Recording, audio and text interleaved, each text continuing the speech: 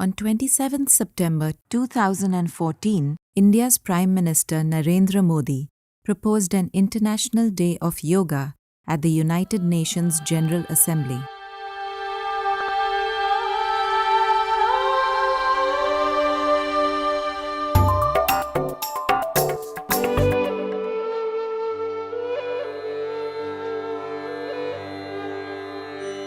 I have great pleasure in welcoming the Prime Minister of the Republic of India, His Excellency Narendra Modi.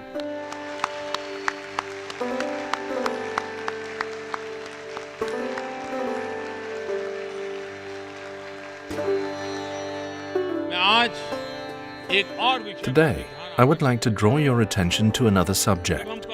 When we talk about climate change, when we talk about holistic healthcare, when we talk about unity with nature, when we talk about getting back to basics,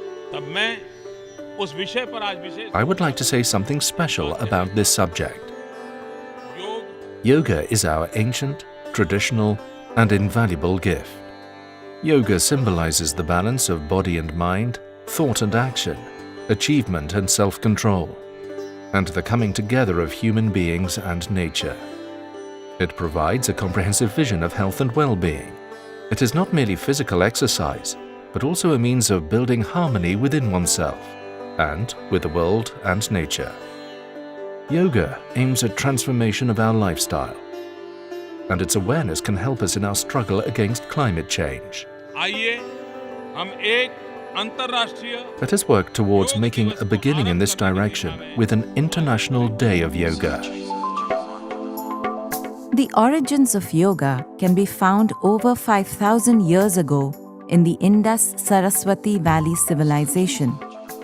Archaeologists discovered carvings, seals, and artifacts displaying yoga-like practices, poses, and greetings, similar to those found later in the depictions of Pashupati, Rudra, and the god Shiva.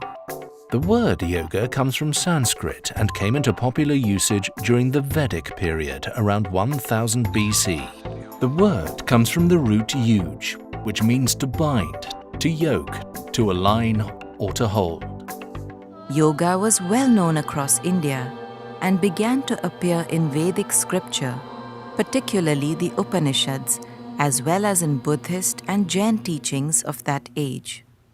The Upanishads speak of 4 types of yoga practices: mantra, or the repetitions of sacred sounds; laya, or devotional connection to a higher being; hatha, or the channelization of internal energies; and Raja Yoga, or what came to be known as Dhyan or Ashtanga Yoga.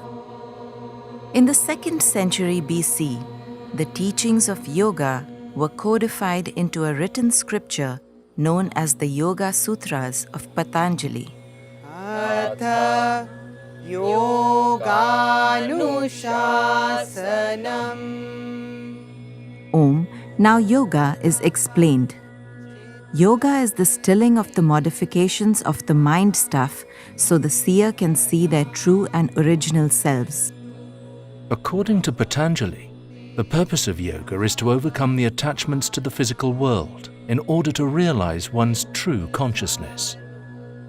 According to the Taittiriya Upanishad, the human being is made up of 5 layers or koshas that act in unison. When the koshas are out of balance, they lead to disease, disharmony, and suffering. When brought together through yoga, they lead to a state of perfect health, a meditative mind, and pure bliss. To align the koshas together and restore harmony, Patanjali prescribed a system for yogis called Ashtanga, or the 8-limbed path.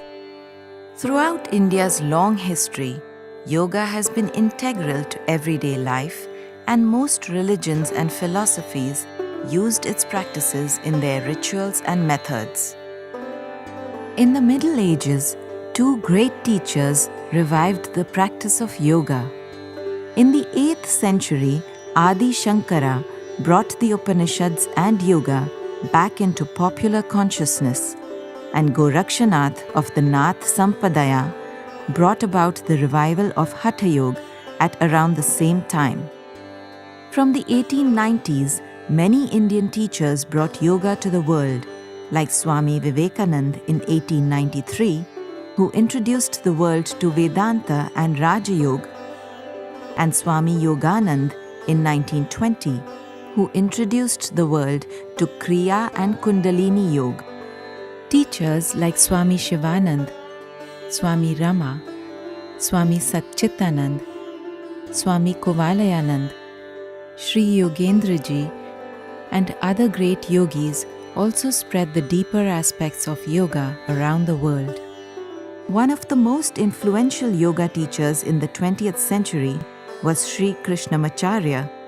His students B.K.S. Iyengar, K. Pattibha Joyce, and his son Desikacharya became three of the leading exponents of yoga and helped spread it around the world. Today, yoga has gone well beyond those early pioneers. Teachers like Sri Sri Ravi Shankar, Pujya Swamiji, Baba Ramdev, Swami Niranjan, and Sadguru Jaggi Vasudev are keeping the flame of classical yoga alive around the world. The benefits of yoga are now being recognized by science and mainstream medicine. In India, the healing powers of yoga have been known for thousands of years, and along with Ayurveda, has been critical to Indian healthcare in the prevention of diseases, promotion of higher consciousness, and the management of wellness, to give the practitioner freedom.